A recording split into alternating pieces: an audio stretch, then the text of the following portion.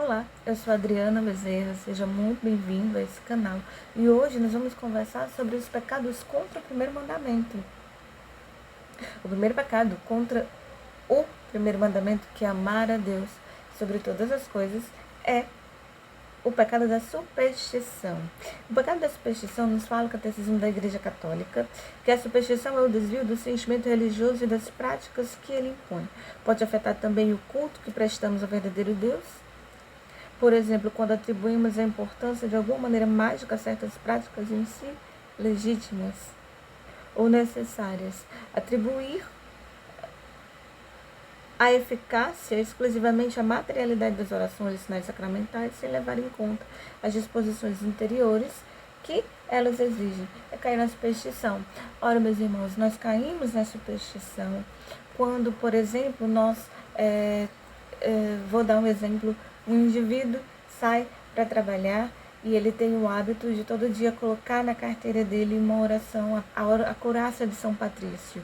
A oração é poderosíssima, mas se você não tiver disposições interiores para que a eficácia da graça aconteça, né, então perde todo o sentido. Por exemplo, quando você atribui à matéria apenas a eficácia daquela oração e não a Deus em si, então isso vai ter esse desvio do sentimento religioso, da prática religiosa, né? Então, assim, a fé não está na medalha milagrosa que nós usamos, né? Não está no objeto em si, nem na medalha de São Bento em si, apesar de serem sacramentais, mas a graça está em Deus. Então, nós não devemos usar porque é a medalha de São Bento, porque é a medalha milagrosa, porque é a medalha, mas porque ela me leva ao Deus Todo-Poderoso, né?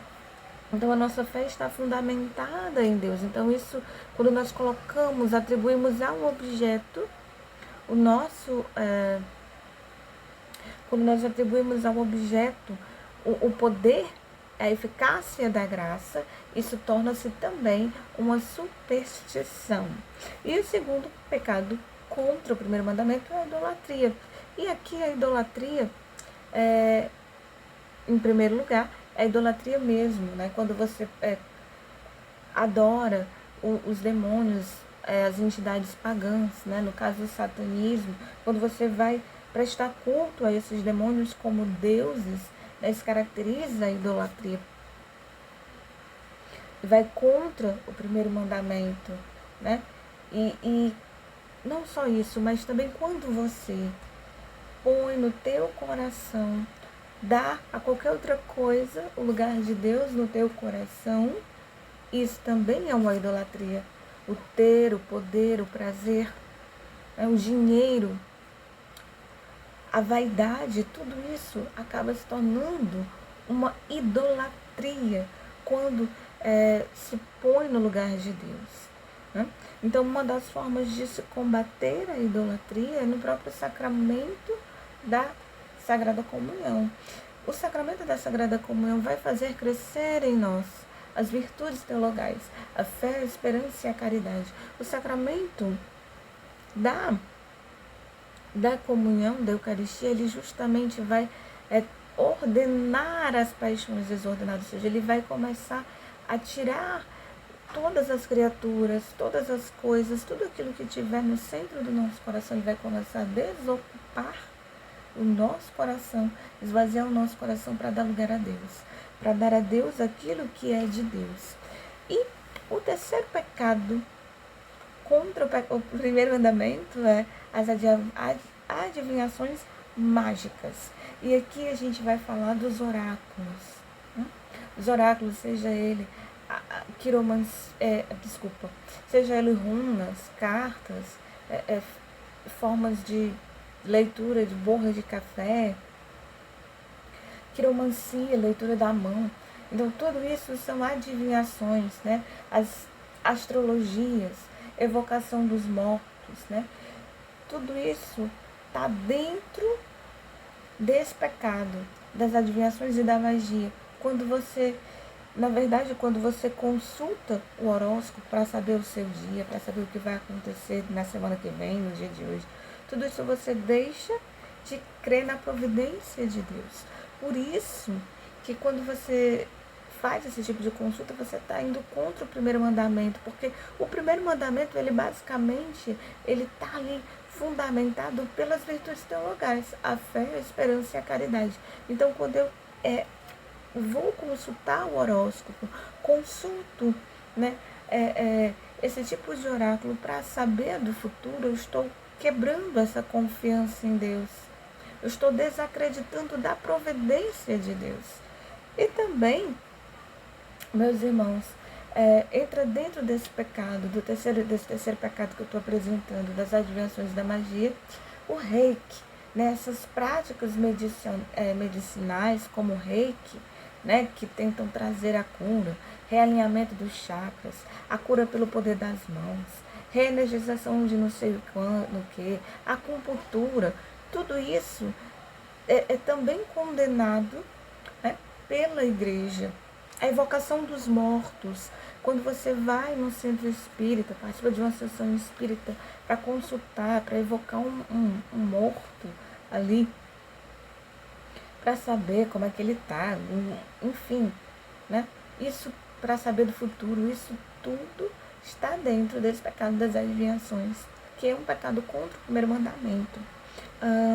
O nosso quarto pecado que eu vou apresentar também é o pecado da irreligião. E uma forma de pecado da irreligião é a ação de tentar a Deus. Jesus foi tentado por Satanás quando ele jejuou 40 dias no deserto. Foi quando Satanás disse para Jesus: se você é o filho de Deus, lança-te daqui para baixo. Né? Jesus era o filho de Deus. E aí Jesus responde para ele: não tentarás o Senhor teu Deus. Quando isso acontece, né? Quando nós estamos numa situação difícil, no desespero, nós olhamos para Deus dizendo: Senhor, se tu é realmente poderoso, né, faz isso na minha vida, para que eu saiba aquilo que nós já sabemos, que Ele pode. Então, isso é tentar a Deus. Um outro pecado da irreligião é o sacrilégio. O sacrilégio contra as coisas santas, contra as pessoas santas, né? Contra os sacramentos e a liturgia, mas sobretudo é muito mais grave quando é contra o sacramento da Eucaristia, da comunhão. E o próximo é a simonia.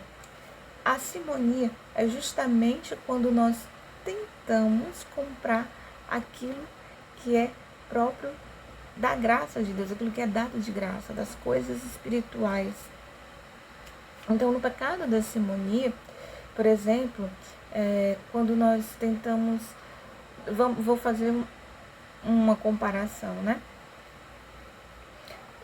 As espórtulas, né, que nós damos à igreja, as doações dadas à igreja pelos sacramentos, isso não é pecado da simonia. Algumas dioceses, elas estabelecem um valor para cada sacramento, que você pode fazer essa doação, mas claro, né, o ministro não vai cobrar mais do que aquilo que foi estabelecido. Ele não pode cobrar nenhuma taxa, né, que foi além daquilo que foi estabelecido, justamente, né, porque não é uma venda do sacramento, mas essas doações são dadas para a manutenção da igreja, né?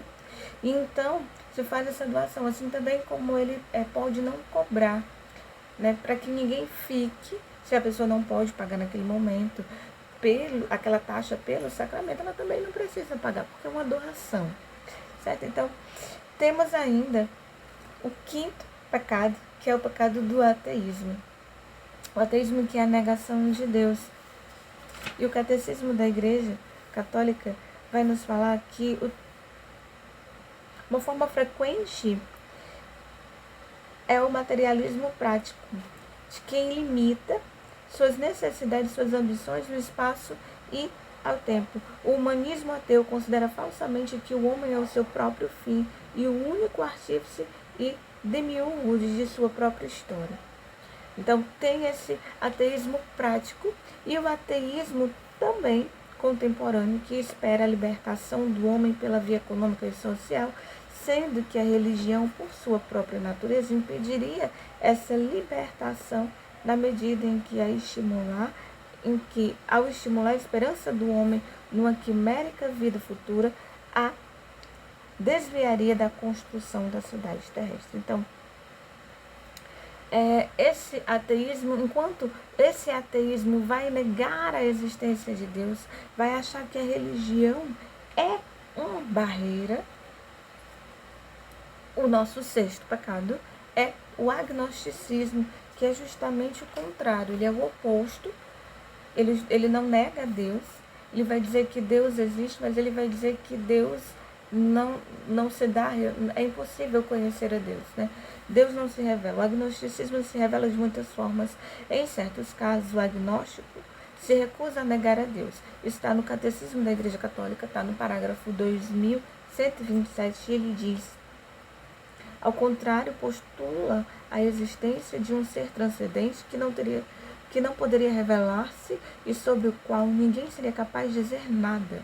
Em outros casos, o agnóstico não se preocupa sobre a existência de Deus, declara que é impossível prová-lo e afirmá-lo ou negá-lo. O agnosticismo pode às vezes conter certas buscas de Deus, e aqui é a parte mais interessante, tá? Ele vai buscar a Deus, mas ele pode igualmente representar indiferentismo, fuga da pergunta última, né? Sobre a existência e preguiça da consciência moral. Com muita frequência, o agnosticismo equivale ao ateísmo prático. Então, assim, o agnóstico, ele não nega a Deus, mas ele tem essa preguiça da consciência moral. Então, ele acaba, com muita frequência, se tornando um ateu, né? Praticando o ateísmo prático, né? Porque o leva a uma vida relaxada. Deus existe, está lá no canto dele, não interfere na vida dele aqui embaixo. Então, ele fica com a consciência relaxada, né? Ele até tem uma busca por Deus, mas ele não consegue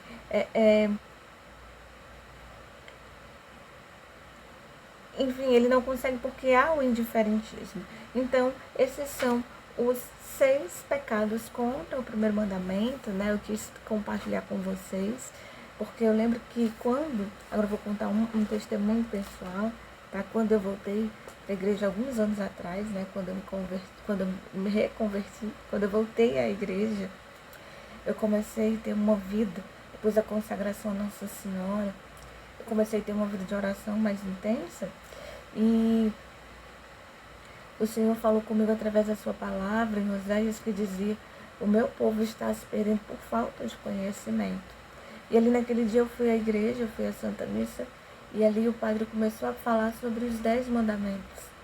E aí eu lembrava os 10 mandamentos, mas eu lembrava muito vagamente da minha catequese. Quando infância eu não recebi uma boa catequese. Então naquele dia eu saí decidida daquela igreja, né? Eu saí de lá decidida a estudar os 10 mandamentos, um a um, né? Para que eu pudesse parar de pecar, porque tinha muitas coisas que eu ainda estava cometendo e eu nem sabia. Então, tinha muito pecado que eu precisava, né, parar. Então, eu fui estudar, e aí eu propus ao meu anjo da guarda para estudar comigo. E assim que eu comecei a rezar com o meu anjo da guarda, quando cheguei da Santa Missa, comecei a falar para ele que eu queria estudar, que eu queria aprender, né, sobre os 10 mandamentos, para viver melhor a minha fé. Eu conversando com ele, eu gosto muito da leitura orante, eu tenho um amor particular pela palavra de Deus. Eu abri e quero compartilhar com vocês. Abri a minha Bíblia no Salmo. Assim que a gente estava rezando, eu abri a Bíblia para ele falar comigo, né, para o anjo da guarda falar. Abri a Bíblia no Salmo 118. Ele é bem extenso. Se você tiver tempo depois em casa, leia atentamente. Eu vou ler só o começo, vocês vão entender o que diz o Salmo 18.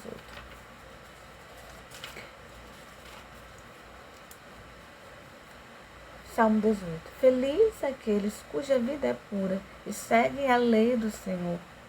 Felizes que guardam com esmero os seus preceitos e procuram de todo o coração. E os que não praticam o mal, mas andam em seus caminhos. Impusestes vossos preceitos para serem observados fielmente. Oxalá se firmem os meus passos na observância de vossas leis. Não serei então confundido. Não serei então confundido, se fixar os olhos nos vossos mandamentos. Bom, pessoal, então para mim foi muito proveitoso. Eu fiz um projeto, né, de 10 semanas. Cada semana eu estudava, meditava, rezava em um mandamento da lei de Deus. Então eu lembro que na época eu saía para pesquisar, eu ficava pesquisando, eu ainda não tinha comprado nem o catecismo da Igreja Católica, não tinha nada tratando do assunto, eu não tinha os livros, né? Então foi muito, para mim foi muito gratificante, porque muita coisa foi o meu anjo da guarda quem me orientou, porque ele ficou comigo durante as 10 semanas que nós estudamos até o final. Então eu espero que seja proveitoso para você também, que esse vídeo tenha lhe ajudado. Se você gostou do nosso conteúdo, deixa um like, isso ajuda bastante na evangelização. Se você é novo por aqui, faz sua inscrição, deixa aí algum recado nos comentários, que depois eu vou dar uma olhada, tá bom? Que Deus os abençoe. Salve Maria Imaculada.